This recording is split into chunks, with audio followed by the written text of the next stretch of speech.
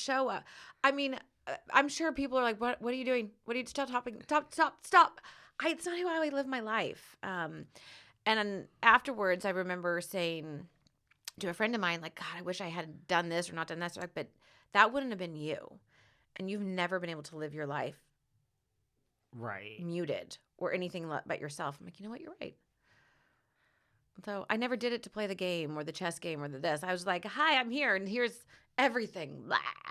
Do you think if Captain Sandy didn't leave that movie theater and tell you, do it on camera, do you think you would have done it? Yes. No, I would have drank again. And I know exactly when I would have drank, because when I left that party at Shannon's house where I threw the glass, I went back to my house because we were in walking distance our homes, and I tried to kick the crew out, and they wouldn't go. And I've told this story before because it was this day that changed my life. One of the producers put the camera down and said, hey, we can't tell you what to do, but if you take a drink, you're going to have to do it in front of me and Pablo and Mary.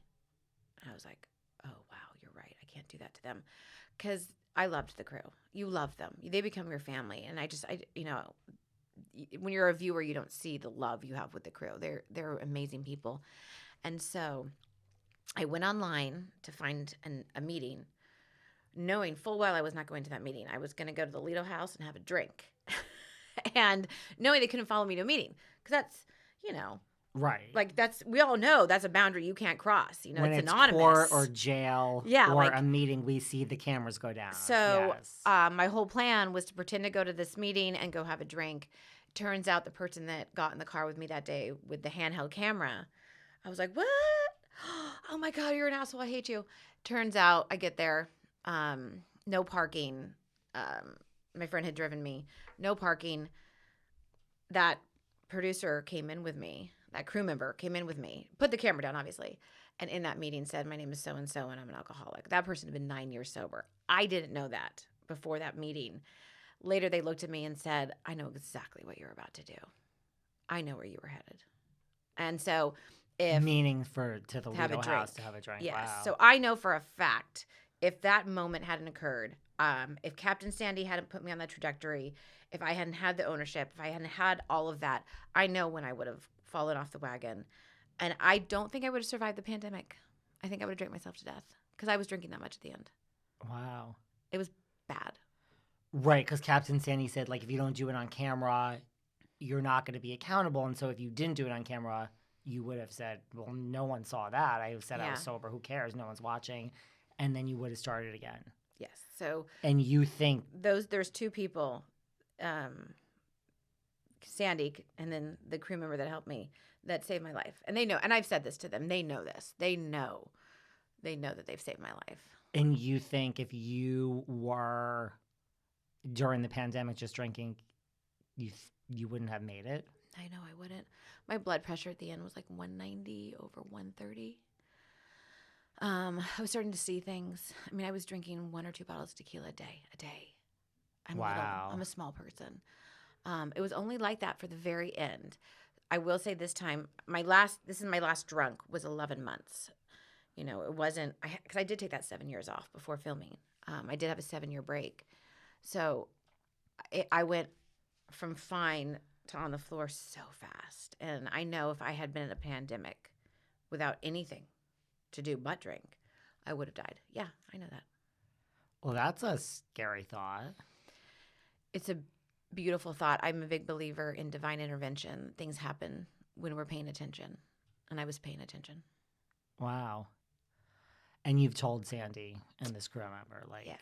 The crew member, I mean, we did meetings throughout the pandemic. They helped me a lot. And then Sandy, she knew on the phone, but I did get to see her after the pandemic. We went to an event in Texas, and I just went up to her. She was there with Leah.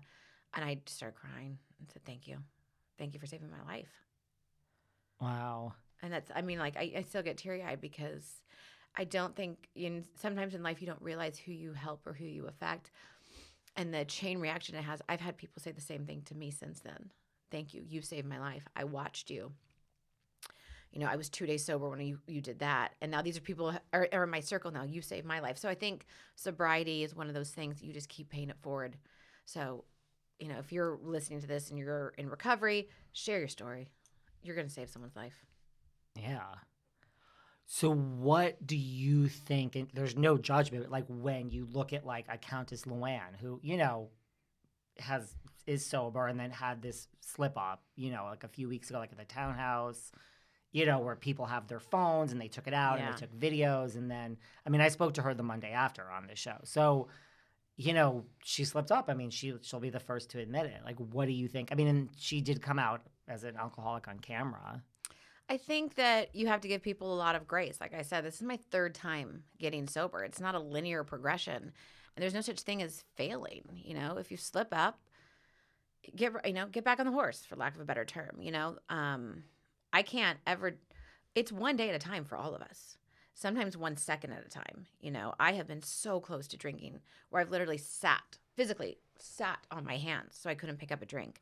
So I think when you watch someone, you just have to be like, okay, well, this disease is so gnarly. It is in your head convincing you don't have it. And if you don't suffer from the disease of addiction, it's hard to explain. It's because your brain is telling you, you're fine. Just have a drink. You deserve it. You earned it. You've been so good for so long. Just have a drink. And, you know, it's hard.